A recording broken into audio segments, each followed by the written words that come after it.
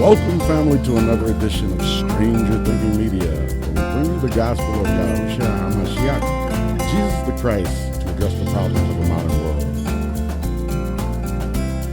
And today's topic, the dedication.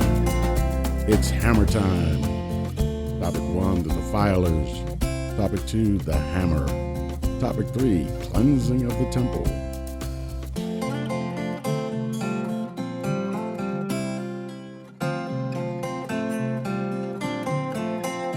John chapter 10. And it was at Jerusalem, the feast of the dedication, and it was winter, and Jesus, Yahushua, walked in the temple in Solomon's porch.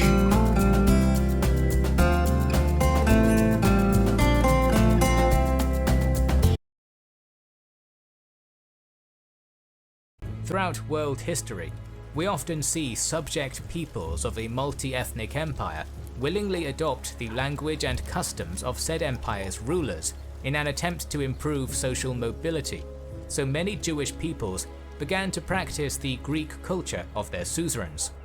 This phenomenon, known as Hellenization, was perpetuated mainly by the upper strata of Jewish society, namely the wealthy priests, merchants and aristocrats in urban Jerusalem.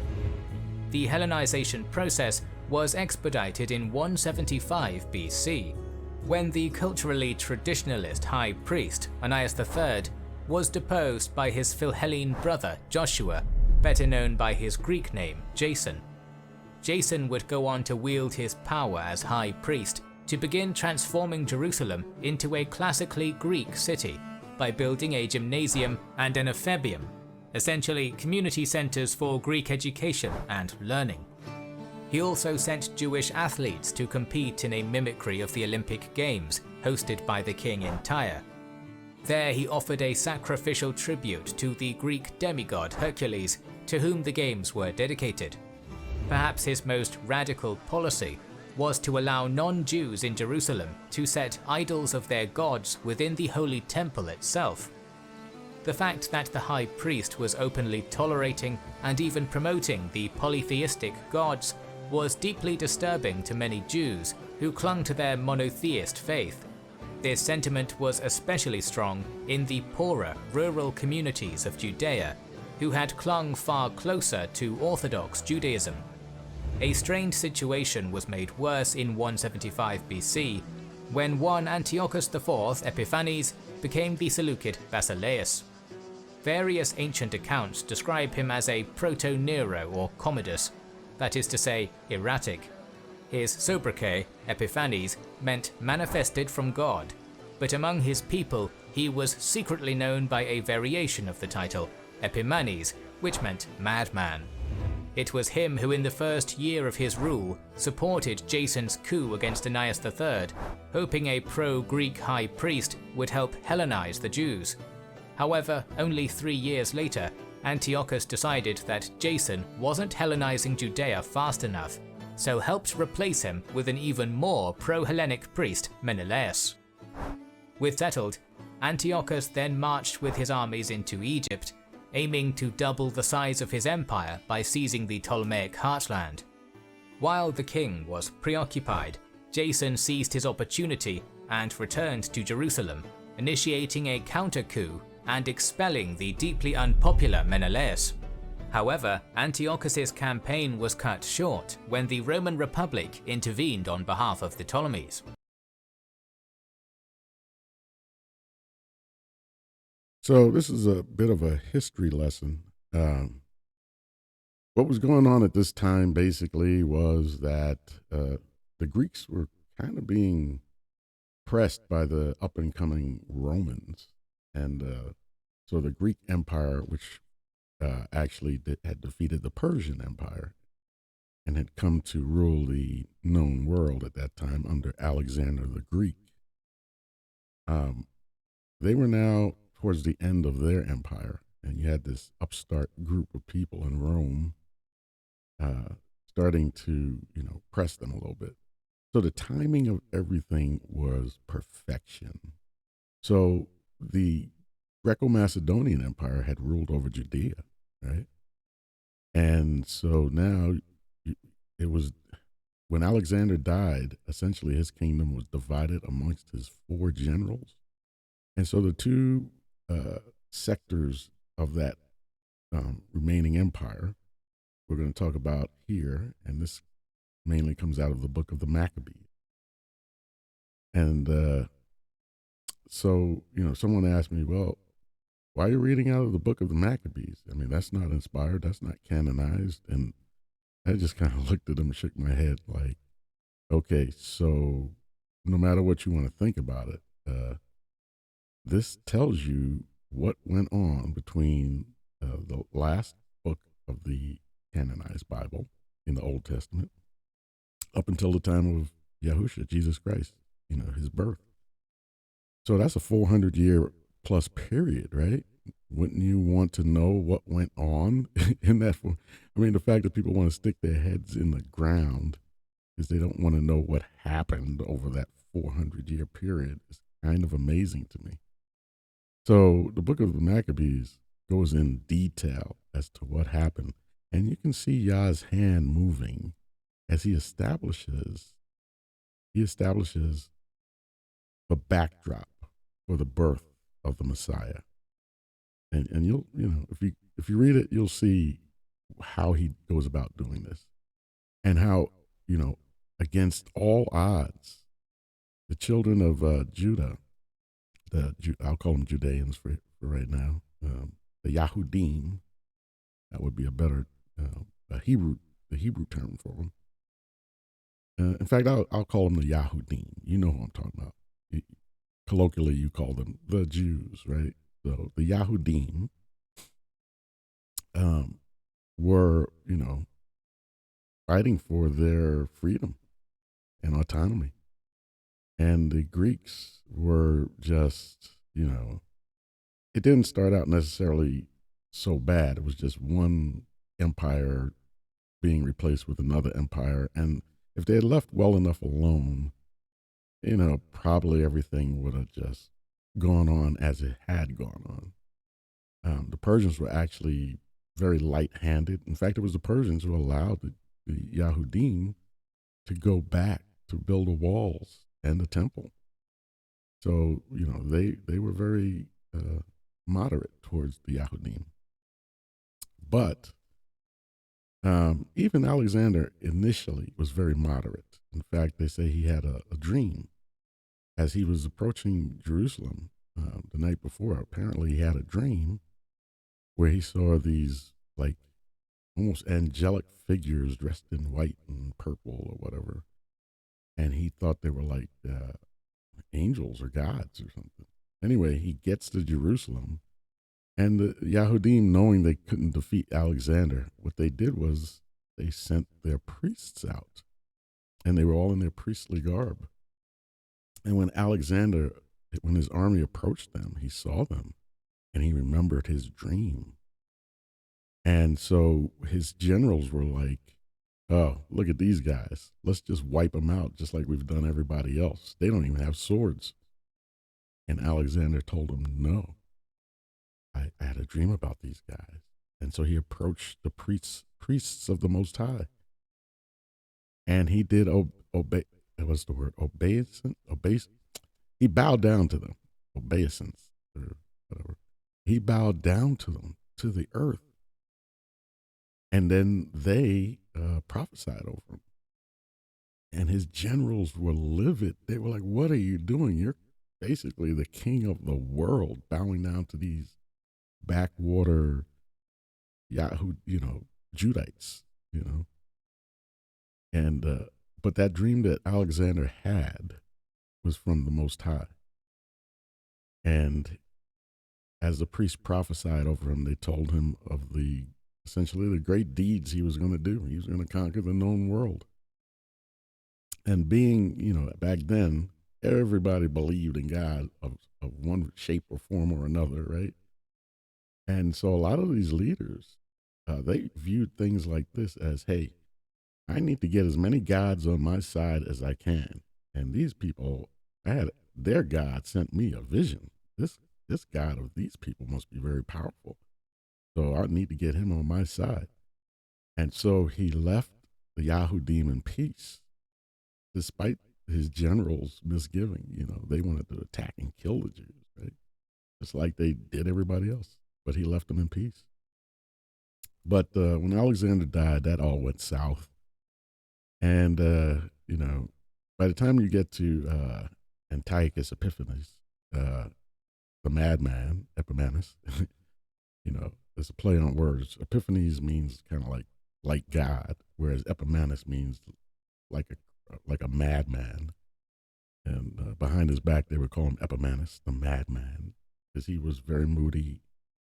He was heavily under the influence of the fallen ones, which you don't rise high in this world system unless you are under the influence of the fallen ones, because this is Satan's world.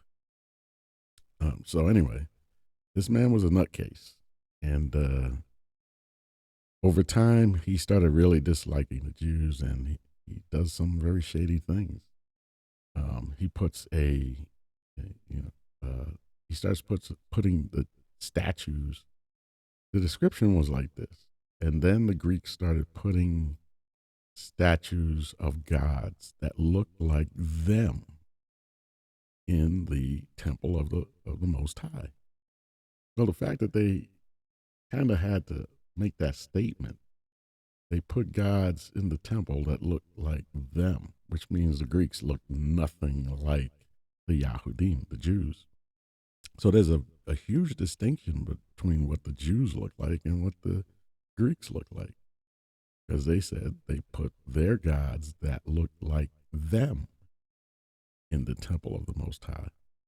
And one of those gods was their chief god, Zeus. And at some point, it'd be great to get into the story of Zeus, Greek mythology in general. Once you understand more clearly the spirit realm and what happened in the past, it's not so mythological anymore. You start realizing, the Greek story is actually lining up with the story in the scriptures more than you think. But that's not for this video, it's for another video. So I'm going to read from 1 Maccabees, chapter 4. Now when Lysias saw his army put to flight, and the manliness of Judah's soldiers, and we're talking about Judah Maccabee,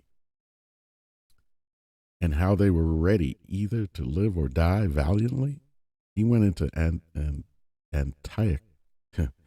Antiochia, I'll say that, I don't know if I said that exactly right, and gathered together a company of strangers, having made his army greater than it was. He proposed to come again to Judea. Then said Judah and his brethren, behold, our enemies are discomfited. That means they were beat down.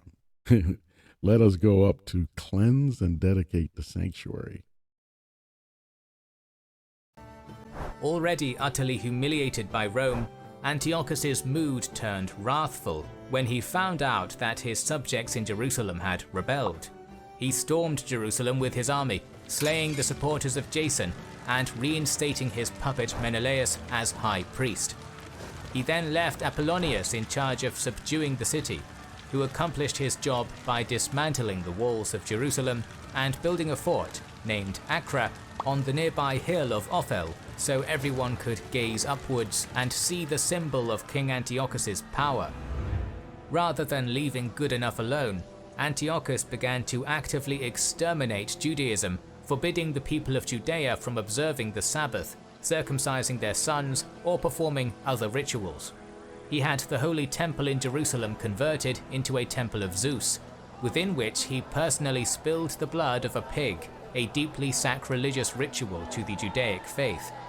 The king declared that the Jewish people should begin worshipping the Greek gods. Hellenized Jews accepted these changes, but many others did not, resolving instead to fight.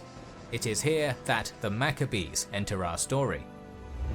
Our story now shifts to the small Judean town of Modin, where a local priest, Mattathias, and his 5 sons lived. They belonged to the relatively minor Hasmonean family, and were deeply Orthodox Jews who had remained true to every tenet of their religion, even as their countrymen became increasingly assimilated into Greek culture. Sometime in 167 BC, a Seleucid official arrived in Modin and compelled the townsfolk to offer a sacrifice to the Greek gods. Mattathias refused to make this offering, and another one of the townsfolk, a Hellenized Jew, stepped forth to do so in his place. Flying into a rage, Mattathias drew his knife and murdered his countryman before he could perform the ritual. The priest then cut down the Seleucid official as well, and destroyed the pagan altar for good measure. Knowing they would be branded outlaws, Mattathias and his 5 sons fled into the nearby hills, followed by many like-minded Orthodox Jews known as the Hasidim. From there, the fight had begun. While Mattathias died sometime in 166 BC from causes unknown, he would be succeeded by his 3rd son, Judah, a dynamic young commander who, through a mixture of ferocity, ruthlessness, and bravery, would come to be known as Maccabeus, a word deriving from the Aramaic Maccaba, the hammer.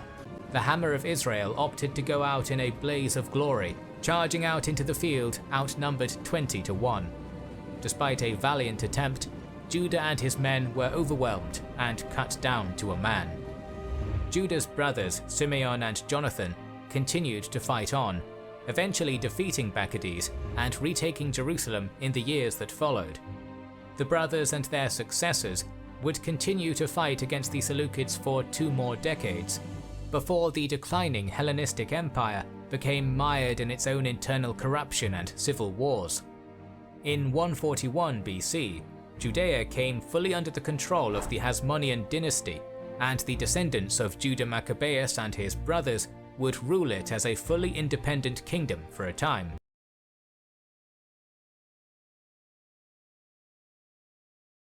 So the story basically is this family of very devout men, their father Mattathias and his sons, rise up against the Greeks.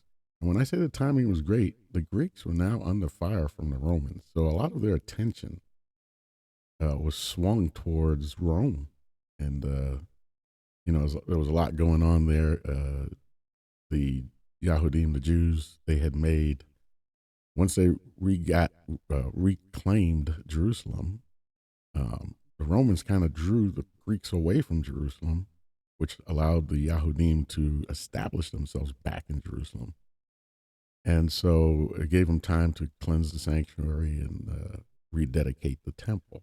So we call it the Feast of the Dedication. The Hebrew word for that is Ḥanukka, Hanukkah. And a lot of people probably don't understand what this holiday festival is all about.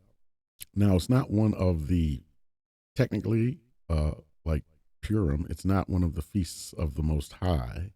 It's more of a civil or national feast, remembering these great deeds of old. So, but I include it with the feasts of the Lord because I think it's good to understand these things, these principles, and the hand of the Most High is in all these things. Basically, salvation of the people of Israel, essentially, or in this case, the Yahudim, that portion of Israel that still remain faithful. So, like I say, that empire, the Greco-Macedonian Empire, was divided up into 4 parts amongst the 4 generals, and the 2 parts that we're most interested in here is the Seleucid Empire and the Ptolemaic Empire. Ptolemies ruled North Africa, essentially, Egypt and Sudan. And of course, the Seleucids up into Persia and Arabia, or Syria, I would say. So those generals were fighting amongst themselves. So Alexander kind of created a scenario. He thought, because they were best of friends as they were conquering the world, but greed gets the best of them. And so the greed amongst these 4 generals who were best of friends once upon a time got the better of them, and they start fighting amongst themselves, which is the beginning of the end for the Greco-Macedonian Empire. And at just that moment, as they start fighting amongst themselves, the Most High raises up the Romans. So as they're fighting amongst themselves, Yah is giving power to uh, this new beast, this fourth beast. And so as they get stronger, Greece is getting weaker. And of course, um, if you're a military man, Judah Maccabee was, they saw their moment to send some emissaries to Rome to try to strike an allegiance with the Romans, which they did. And of course, the Romans tell the Greeks, hey, anybody who touches the Yahudim, we got their back. And so, in a weird kind of way, Judah, who had been faithful to Yah in all things and relied on Yah in everything, had this moment of essentially weakness. I mean, it made great military sense to go and talk to the enemies of the Greeks. But up to that point, he was totally dependent on Yah for the victories. And I'm not going to get all into the battles because it's some great stuff. It showed how very few men, they had, basically waged a guerrilla warfare against huge numbers of Greek armies. I mean, like they waited for the Greeks to march through a narrow point, and then they came down out of the hills and wiped them. And of course, all you have to do is instill fear into that army. You know, they couldn't overwhelm them. I mean, they were taking them out at a rate of 10-1 because they had ambushed them at a narrow place. But it's what happened to the mindset of that army, which vastly outnumbered the Yahudim. Fear. Yeah, they started running because they were getting hit from all sides. They didn't know where it was coming from. They didn't know how big the army was, and they just fled. And so Judah kept he kept becoming successful, attacking them using guerrilla warfare. So after he strikes this deal with Rome, he relaxes. So he does two things. Number one, he has this lapse in judgment where he's no longer at that moment, he's no longer depending on the Most High to deliver him. He's depending on these Romans. But everybody recognized Rome was up and coming. They were getting powerful. So hey, we can relax now. And so what happens is he's now, for the first time in 3 years, he's relaxed. He puts his guard down because hey, we got the Romans. The Romans have our back, which they did. But his guard was now down, and he did not expect the Greeks to turn back around and come back and besiege Jerusalem again. He thought that problem had gone away. Not so easy, not so fast. And so he was caught totally off guard by a huge number of Greek soldiers, and most of these soldiers were mercenaries, Syrians and whatnot. But the Greeks were smart enough to know how to wage war, because 10,000 Greek soldiers basically took over the world. But how did they do it? As they traveled and defeated people, rather than killing everybody, they called the defeated nations to great glory with them, and told them about the untold riches of the world that they could share in if they joined Alexander. And that was the most brilliant move he could possibly make. So his 10,000 man army from Greece started numbering into hundreds of thousands of these foreigners that joined themselves to him. And he marched all the way to India, his army getting bigger as he went. He was smart enough, well, I'm not going to kill the king. We defeated you. You fought valiantly. But just recognize that I'm the top dog and I'm willing to share with you. Join my army. And they would. And his army got bigger and bigger as he marched further east. And so he did the same thing here in Judea, where he would, essentially, they were paid soldiers. He would promise them all the gold and silver in Jerusalem if they would take Jerusalem and blah, blah, blah.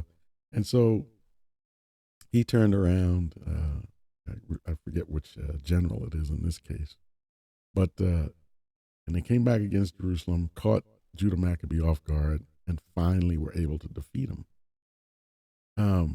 But this thing went back and forth. no sooner had they defeated Judah Maccabee, they had to leave Jerusalem again because the Romans were acting up. Probably partly and because they had attacked the Jews, the Yahudim. And so they have to leave Jerusalem again. Meantime, Judah's brothers seize the opportunity and reclaim Jerusalem again. So anyway, this thing keeps going back and forth. But before Judah died, when they had control of Jerusalem, he said, "We are going to these heathen, these pagans had defiled the temple of the Most High. They spilled pig's blood everywhere in the temple. They put a statue of Zeus, a type of the man of sin, sitting in the temple as though he were God." So all this is prophetic. Zeus is sitting in the temple. We today should know that the actual temple is built without hands. Ye are a living temple. And the set apart ones, the called out ones, a lot of people call the church, whatever, is the temple of the Most High, is the bride of the Messiah, right? And so you can almost take the symbolism. In the physical temple, they put a physical statue of Zeus, a false god, kind of a man of sin. So within the church, if you will, is there a false man being worshipped or will be worshipped, similar to Zeus? That's a question. If you dig down, you might actually find an answer. It's not something I'm going to go into now, but I think the answer is clear if you're willing to follow the Most High and what he's telling you. A lot of people are caught up in systems of this world, and so they can't see. It's clear to me what this prophetic thing is telling me. So anyway, so you have this man of sin, Zeus, in the physical temple, a statue of Zeus in the temple of the Most High. So is there a man of sin sitting in the temple built without hands? Meaning the people of God, the set apart ones, is there or will there be? So that's just something to think about. But Antiochus Epiphanes, Antiochus IV is who he is. He's symbolic also of the false, I shouldn't say false prophet, of the Antichrist, if you will. And so these historical things are actually prophetic things that are going to happen again in the last days. Now, the names may change and even the nations may change, but this principle will hold sway. So you got to keep your eyes open. So I'm going to read again from Maccabees chapter 4, 1 Maccabees chapter 4. Then Judas appointed certain men to fight against those that were in the fortress until he had cleansed the sanctuary. So he chose priests of blameless conversation, such as had pleasure in the law. They had pleasure in the law. Imagine that. Who cleansed the sanctuary and bear out the defiled stones into an unclean place. So they didn't want to take a chance. Wherever that pig's blood was, Judah Maccabee made sure, he said, I'm going to actually dig these stones up and trash them. And we're going to put new stones down because some of that pig's blood may have seeped in the cracks. So these people were going all out for the Most High because they loved the law. Imagine that, people actually loving the law and keeping the law. Anyway, let's move on. In 175 BC, Antiochus IV Epiphanes ascended to the Syrian throne, invaded Egypt, and desecrated Jerusalem. In an attempt to assimilate the Judean people, Antiochus forced them to worship Greek gods and outlawed Judaism, banning all Jewish rituals upon threat of death. The ultimate insult came in 168 BC, when Antiochus seized the Jewish Holy Temple in Jerusalem and dedicated it to the worship of Greek god Zeus. For a Jewish high priest named Mattathias, it was time to take a stand. Together with his 5 sons, Mattathias sparked a revolt, pitting the desperate Jewish faithful against vastly superior Syrian armies. The battle raged for 3 years. Against improbable odds, the Jewish uprising, led by Mattathias' son, Judas Maccabee, emerged victorious. Judas Maccabee and his small army of soldiers recaptured Jerusalem in 165 BC and liberated the Holy Temple. According to the Talmud, the Jewish high priests eagerly prepared to light the ceremonial menorah, the eternal flame which would rededicate the desecrated temple to the glory of God. But they found that the Syrians had defiled all but a small flask of oil. It was enough to light the menorah, but for a single night. Hours turned to days, and miraculously, the menorah burned on until 8 nights had passed and more oil could be produced. It was time for Hanukkah.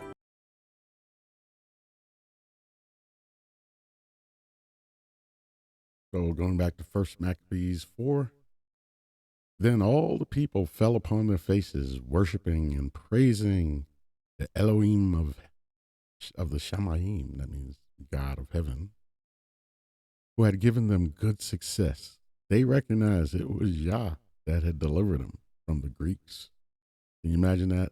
This backwater people defeat the great Greco-Macedonian Empire. And so they kept the dedication of the altar 8 days and offered burnt offerings with gladness and sacrificed the sacrifice of deliverance and praise.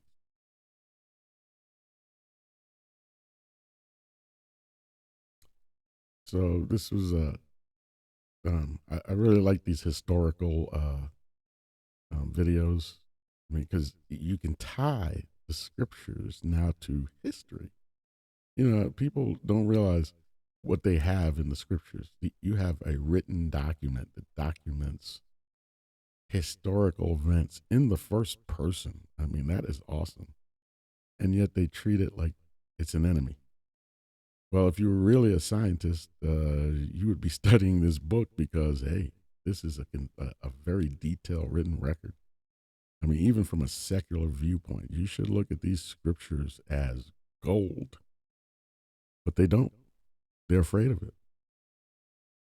So, you know, you look at the book of Maccabees, you have 1st and 2nd Maccabees. They tell basically the same story from kind of a different vantage point.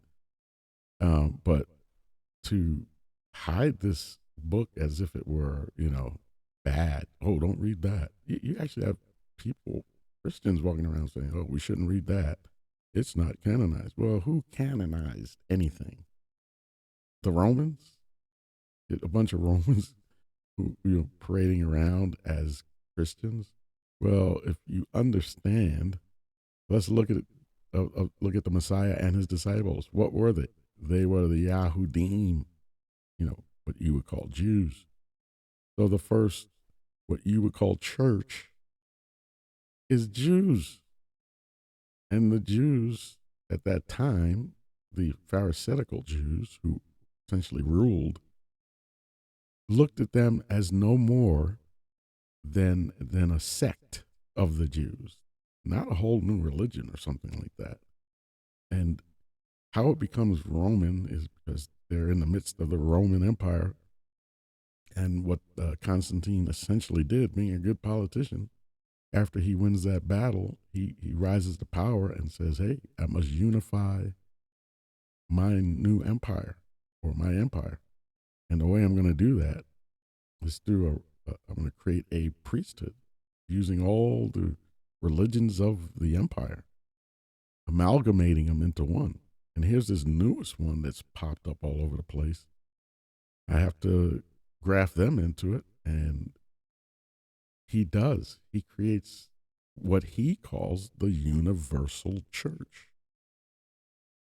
of Rome. Let that sink in. So how you go from a sect of the Jews to a universal church in Rome. Imagine that. And so keep in mind, I'm going to do a video on Babylon, but the empire of Rome, all these world empires, the 4, starting with Babylon, the Persian, the Greco-Macedonian, down to Rome, are simply the gatekeepers of Babylon. They are the gatekeepers of ground zero, man's initial rebellion at the Tower of Babel. They are the gatekeepers of this world religion. It is all over the world. You can call it by a different name, but you can trace the origins of all these world religions right back to Babylon. And what does the Most High say? Come out of her, my people. What does that insinuate? A lot of Yah's people are in Babylon, whatever this Babylon thing is. And Babylon is a system. And I'm going to do a video on that. Because, like I say, people are confused as to what Babylon is. And it's not just a country. It's not just a religion. It's deeper than that. But it becomes obvious. So, for the fact that the Most High has to tell his people to come out of Babylon means his people are in Babylon. Some have come out, but some are still stuck in there. And he tells us to come out of Babylon so that we do not partake in its sins and its plagues. And I see it happening. And there's some that are so stuck in Babylon, they will not come out. In fact, that's probably a majority of them. It's not that they don't believe in the Most High. It's not even that they don't have faith. Sometimes I think it's just, either you're chosen or you aren't. It might sound a little Calvinistic there. I don't mean to, because I don't agree with that. But Yah just knows. He can see into the future. He knows what's going to happen before it happens. And he knows there's going to be a majority that does not come out of Babylon, both physically, mentally, spiritually, metaphorically. They're stuck in Babylon and they're going to stay there. And if you remember, when Cyrus gave the word that the Jews could go back and rebuild the temple or rebuild the walls of Jerusalem, it was only about 50,000 Yahudim that went back to do that. We think all the Jews went back. No, they had settled down in Babylon, started businesses, started to thrive again, and they were like, man, we ain't going back there. Too dangerous back there. Too much going on. I got a nice business here in Babylon. I'm staying here. So most of the Jews stayed in Babylon. They never went back. It was the faithful that went back. And that's going to be the case in just about everything. So anyways, I suggest everybody read the apocryphal writings. There is some really good stuff in there. You'll come out of that with a much better understanding. I can see, as I've read all these things, that I can understand why certain groups would not want this information out, because it tells on people, it tells on nations, it tells on it. If you can connect the dots, it tells who is who and from what nations and what their prophetic ends are. And some of these groups don't want you to know that. They're playing a game too. So there's no reason to not go back and study thyself to be, show thyself to be approved. Go and study, read, it's good stuff.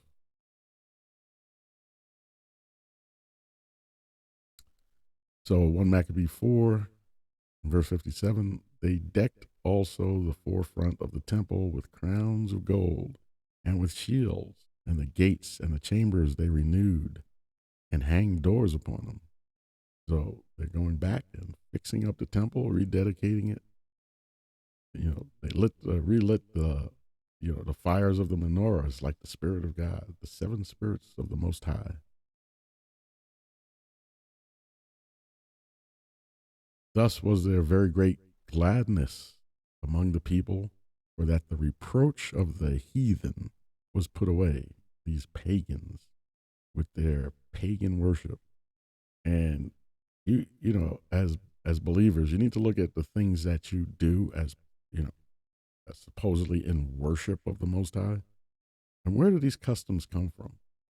I mean, honestly, you remember that there used to be a comedian, I'm not going to go too far into it, but he said something like this: you might be in Babylon if, So you could list some of the things that came out of Babylon, obviously came out of Babylon. And if you're doing those things, you might be a Babylonian. You might be in Babylon, right? So if you just look at the things you do in supposed worship to the Most High, you might be in Babylon if you're doing those things. Moreover, Judas, or Judah, Judas is the kind of Greek way of saying Judah, and his brethren, with the whole congregation of Israel, ordained that the days of the dedication of the altar should be kept in their season from year to year by the space of 8 days, from the 25th, the 25th day of the month of Kislev, which is basically our December timeline in winter, is basically generally around Christmas. And so you have Hanukkah falling usually in that Christmassy time frame. And the 25th day of the month of Kislev with mirth and gladness. So you are supposed to be of good cheer with mirth, with gladness. And, you know, you have traditions handed down today where they give gifts. You know, there's nothing written in there pro or against giving gifts. So my point is they're showing mirth and gladness. But the whole point of it is the rededication of the temple. And by the time you get to the Messiah, the birth of the Messiah, that process from that moment on continued for 400 years up to the days of Messiah. And I find that fascinating. So it gives you a complete breakdown of everything that happened. So don't shun that.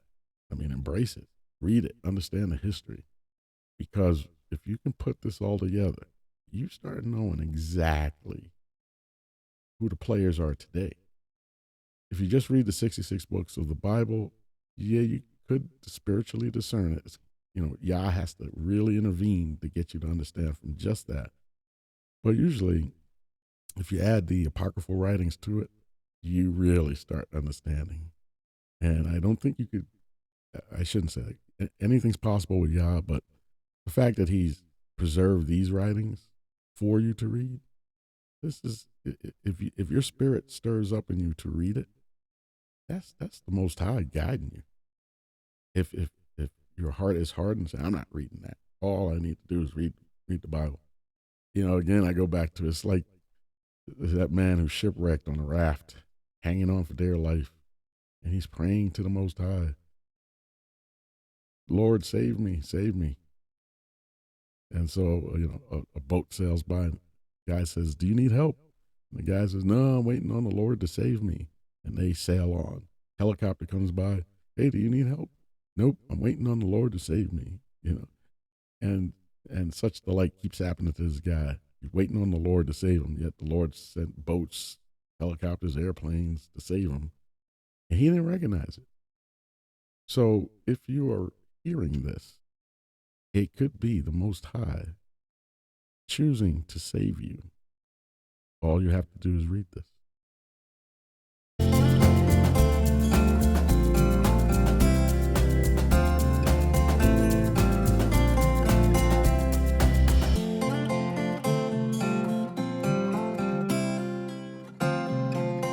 Well, family, I hope this presentation has been enlightening and helpful to you. I want to say farewell and thank you all so much for continually supporting my content. If you did enjoy this video, hit the thumbs up button, subscribe, and turn on the notification bell, and share this with your friends and family. I'm sure they find it interesting as well. I'm very excited to continue this journey with you. I thank you all for bringing certain stories to my attention and for continuing keeping me updated with certain events around the world. I very much appreciate you all, and shout out to the channel members. May everybody have a beautiful and blessed day who's in the body of Messiah, Yahushua HaMashiach, Jesus Christ of Nazareth. And I'll see you all on the next video.